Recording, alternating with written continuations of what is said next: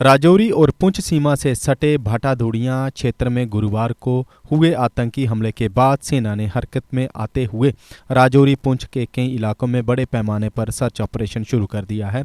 सूत्रों से मिली जानकारी के अनुसार दोपहर बाद जैसे ही सेना के वाहन पर आतंकवादी हमला हुआ, सेना के जवानों ने बिजी और मंजाकोट से सटे जंगली इलाकों में चप्पे चप्पे को खंगालना शुरू कर दिया। सेना ने मंजाकोट के जंगली इलाके जो कि थाना मंडी और शहदरा शरीफ से मिलते हैं और मुगल रोड से कश्मीर घाटी के साथ जुड़ते हैं, वहां जगह जगह नाके लगाकर बड़े पैमाने पर सर्च ऑपरेशन शुरू किया है। कोशिश है कि यदि आतंकवादी मंजाकोट और थाना मंडी के जंगलों में हैं तो वह घाटी की ओर ना जा सकें और उन्हें पहले ही ढेर कर दिया जाए। सूत्रों के मुताबिक सेना ने बड़े पैमाने पर जंगलों में दूर दूर तक सर्च ऑपरेशन शुरू कर दिया है। जंगलों के साथ साथ लोगों के घरों में भी सेना पूछताछ कर रही है।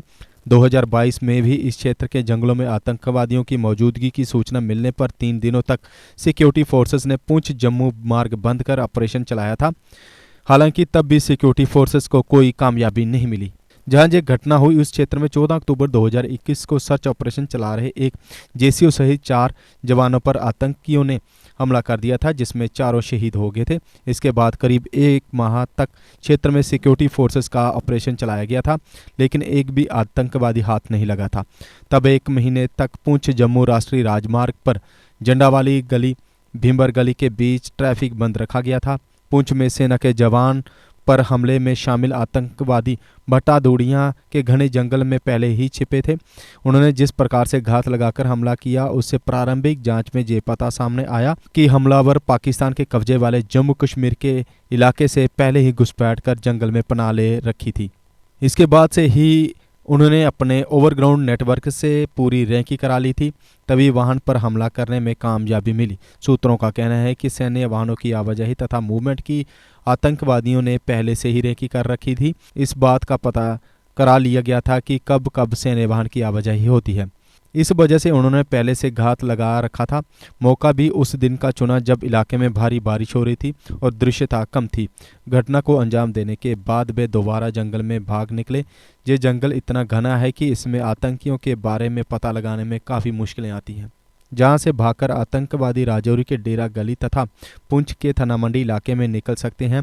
इन दोनों जगहों से मुगल रास्ते के जरिए आतंकवादी घाटी में भाग सकते हैं।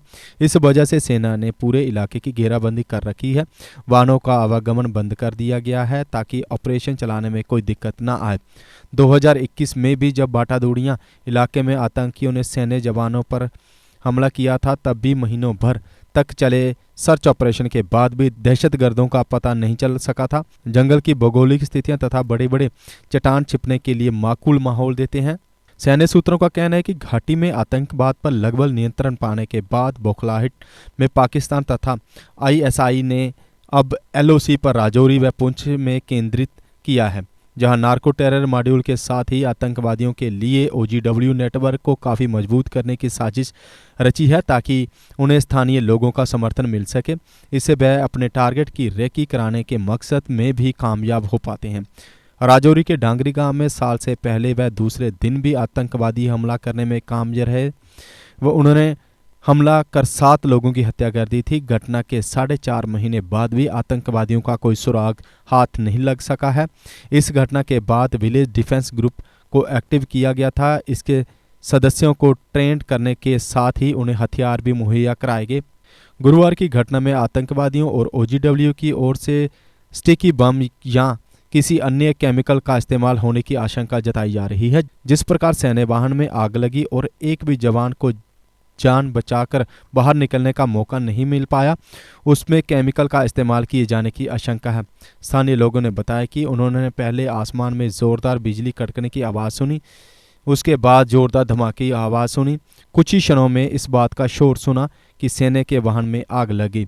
सैन्य सूत्रों ने बताया कि हमले में सिपाही हरकिशन सिंह, कुलवंत सिंह, हवलदार मनदीप सिंह, सिपाही सेवक सिंह, देवा आशीष विस्वाल ओडिशा शहीद हुए हैं। सिपाही शक्तिवेल को गंभीर हालत में अस्पताल में भर्ती कराया गया है। श्रीनगर में अगले महीने 22 से 24 मई के बीच G20 की बैठक को देखते हुए पुलिस ने सेना को सतर्क रहने के लिए दिशा निर्देश जारी किए हैं। अगर आप भी चाहते हैं डॉक्टर या इंजीनियर बनना तो आ जाइए सुपर्ब 30 जम्मू में, क्योंकि अब सुपर्ब 30 जम्मू में खुल चुकी हैं एडमिशन्स। यहाँ आपको मिलेगी नीट जे एग्जाम की कोचिंग और 8वीं से लेकर 12वीं तक के स्टूडेंट्स के लिए special coaching classes. Superb 30 Jammu में अब दाखिला लेने वाले पहले 100 स्टूडेंट्स को दी जाएगी 90% स्कॉलरशिप, बेहतरीन फैकल्टी से ले 15 दिन का फ्री डेमो क्लासेस। तो आज ही अपनी सीट करें बुक। जम्मू में कच्ची छौनी, बटिंडी मोड़ और गांधीनगर में अप्सरा सिनेमा के पास हैं हमारे सेंटर्स। अधिक जानकारी के लिए संपर्क करें 7670068686 6006936074 पर। जम्मू कश्मीर की खबरों के लिए जुड़े रहिए जेके अपडेट के साथ।